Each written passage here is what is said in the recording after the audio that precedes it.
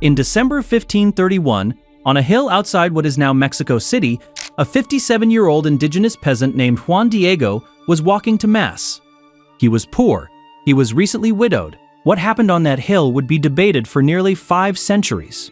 But here's what almost nobody talks about. The real mystery of Guadalupe is not whether the apparition happened. The real mystery is the object it left behind. A cloak made of cactus fiber that has survived 500 years without deterioration, that contains no paint, no brush strokes, and no sizing. And that in 1979, when a NASA-affiliated scientist examined it under infrared light, produced results that still have no conventional scientific explanation. This is that story.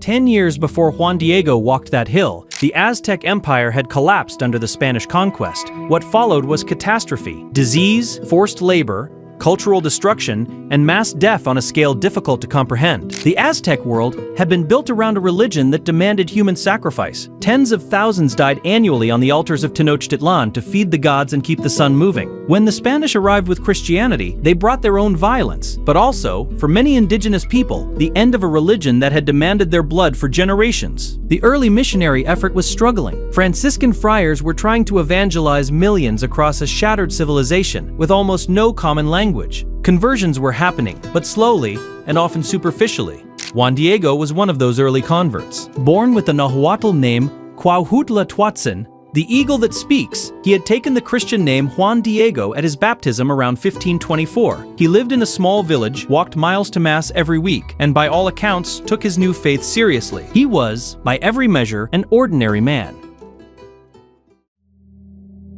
On the morning of December 9, 1531, as Juan Diego passed the hill of Tepeyac, he heard music, described later as the sound of birds singing in a way that seemed to stop time itself. A woman appeared above the hill, surrounded by light. She spoke to him in Nahuatl. She called him by name. She told him she was the Virgin Mary, the mother of Jesus, and she asked him to go to the Bishop of Mexico City, a Franciscan named Juan de Zumárraga, and request that a church be built on that hill. Juan Diego went. The bishop did not believe him. He went back to Tepeyac. The woman appeared again. She told him to return and try again. He went again. The bishop asked for a sign. 4 days later, on December 12th, Juan Diego encountered the woman again. He was actually trying to avoid the hill. His uncle was gravely ill and he was going to fetch a priest. But she appeared anyway, told him his uncle was already healed, and instructed him to climb to the top of the hill and gather the flowers he would find there. It was December, in central Mexico.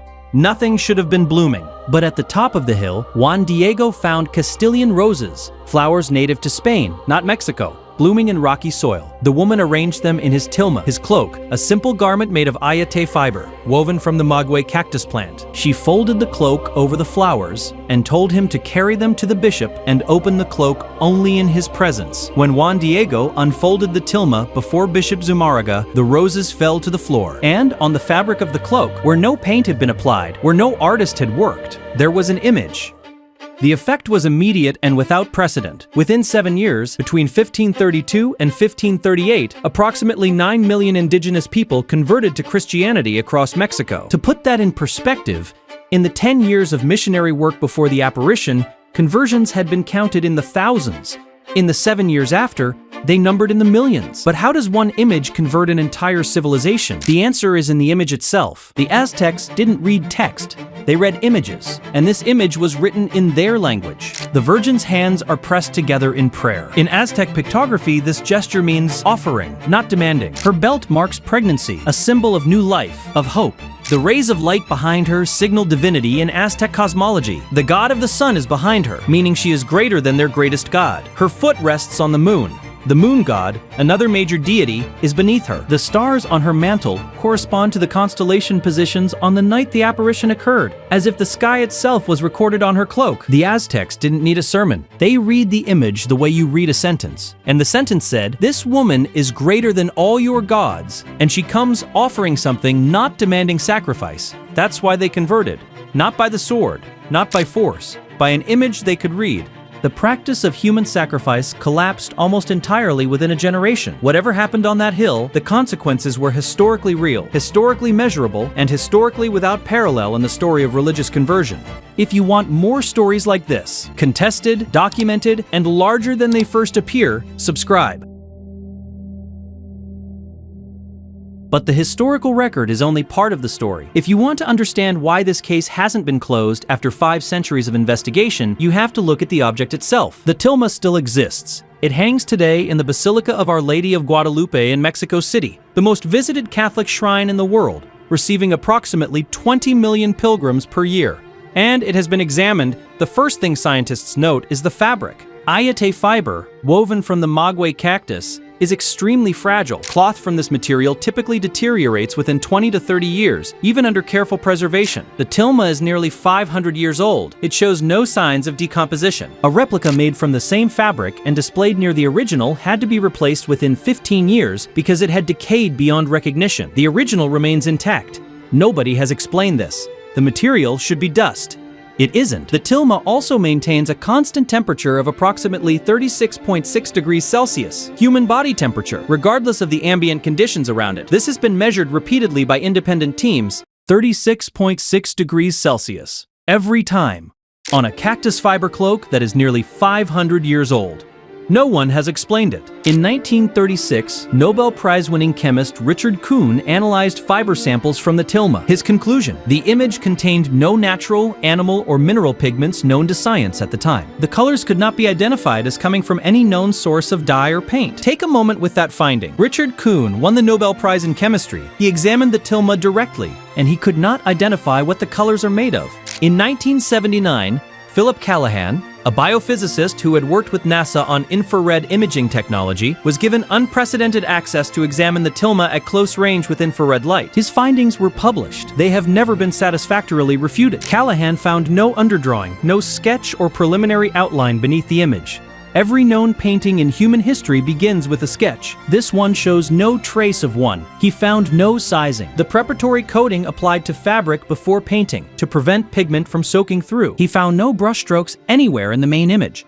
The fibers of the tilma are clearly visible through the image, as if the image exists on the surface of the fabric without having been applied to it in any conventional way. And then there is the iridescence. The colors of the image shift depending on the angle of light, a phenomenon found in nature in butterfly wings and bird feathers, produced by microscopic surface structures rather than pigment. No known painting technique from the 16th century or from any century can reproduce this effect on woven fabric. Not then, not now. In the 1980s, researchers applied computer enhancement technology to study the eyes of the figure in the image. The human eye, when photographed, contains reflections of whatever is in front of it at the moment the image is captured. This is called the Purkinje effect. The researchers claim to find in the corneas of the image's eyes microscopic reflections, figures consistent with a group of people standing before someone unfolding a cloak before a bishop. If accurate, the image appears to record, at a scale invisible to the naked eye, the exact moment of its own revelation before Bishop Zumarraga in 1531. This claim remains contested. Some researchers have confirmed it. Others have disputed the methodology. No one has definitively resolved it. And then there's what happened in 1921. A bomb was planted directly beneath the tilma. The explosion destroyed a heavy brass crucifix. It shattered a marble altar. Flowers on the altar were blown across the room. The tilma, and the thin glass protecting it, remained completely untouched. Photographs of the aftermath still exist. You can look them up. Now, the skeptical objections, because they exist. First, the earliest detailed written accounts of the apparition appear over 100 years after the event, around 1648. No documents from 1531 survive. Critics argue this gap means the story was constructed later. This is a legitimate historical problem, and it deserves a direct answer. What we can say is this: the tilma existed from 1531 and was venerated publicly from the earliest decades after the conquest. That much is documented. The debate is not about the object. The object is there, it can be examined, it has been examined. The debate is about the account of how it was created. Second, could the image have been painted?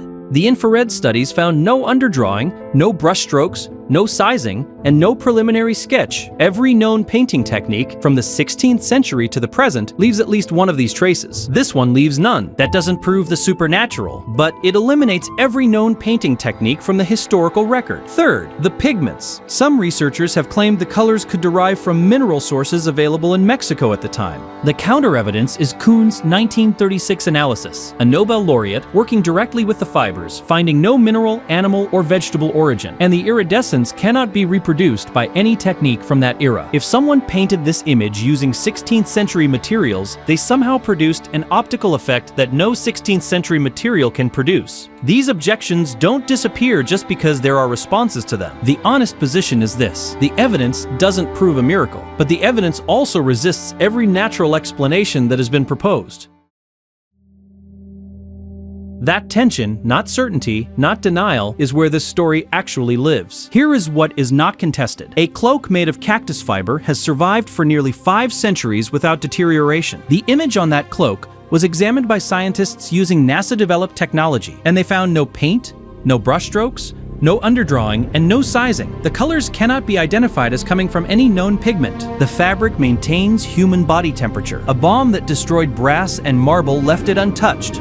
And within 7 years of the appearance of that image, 9 million people converted to a new faith, a shift without parallel in recorded history. Whether you approach this as a person of faith or a person of science, the tilma of Juan Diego presents the same challenge. Explain it, not explain it away. Explain it. Account for the fabric. Account for the colors. Account for the eyes. Account for the 500 years. Account for the 9 million. Science has studied this image for nearly 5 centuries. It still can't explain it. Maybe the question isn't whether the image is a miracle. Maybe the question is, what do we call something that exceeds every category we have to understand it?